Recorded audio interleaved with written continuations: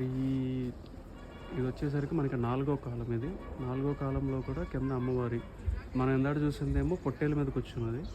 ఇటువైపు వచ్చేసరికి ఏనుగు మీద ఆయుధం పట్టుకుని ఉన్న అమ్మవారి ఫోటో ఉంది. దానిపైన మళ్ళీ కత్తి డాలు పట్టుకున్నది ఇది. దానిపైన గోపురానికి స్త్రీ మొహంతో ఉంది ఒకటి. అది మరి క్లారిటీ లేదు, కొంచెం ఇది అయిపోయింది. పైన అమ్మవారు గదలతో పట్టుకున్నది. మళ్ళీ పైన చూడవచ్చు ఒక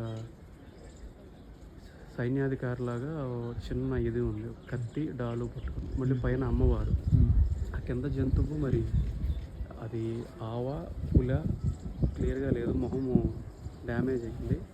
కత్తిను డమరకం పట్టుకున్నారు. ఆ పైన మళ్ళీ అమ్మవారు చిన్ముద్రలో ఉన్నది, పైది కూడా అంతే. మళ్ళీ ఆ పైన అమ్మవారు అభయహస్తము, శంకు చక్రాలు ఉన్నాయి. ఒక చేతిలో శంకు కనబడుతుంది, ఇటువైపు బ్యాక్ సైడ్కి బాగుంది, పైకి లో యాంగిల్లో కనబడుతుంది. కానీ శంకు చక్రాలు పట్టుకుని అమ్మవారు ఇది అభయహస్త రూపంలో, అభయం ఇస్తున్న రూపంలో ఉన్నది. మళ్ళీ ఇటువైపు కూడా రెండు వైపులా లోటస్ మన తామర పూల మోడల్లో డిజైన్ ఉంది. ఇది వచ్చేసి 3rd సెగ్మెంట్.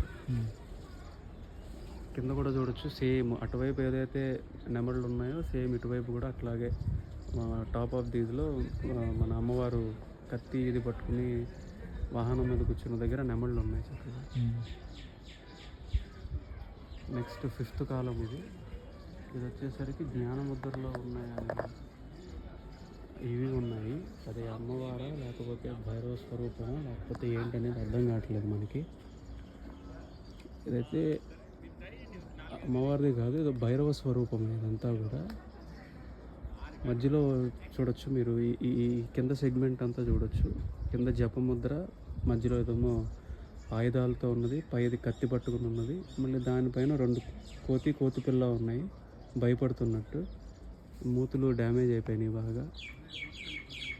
మళ్ళీ మధ్యలో సేమ్ చిన్ముద్రతో ఉన్న ఒక ఇది ఉంది రూపము, పైన జ్ఞానముద్రతో ఉన్నది.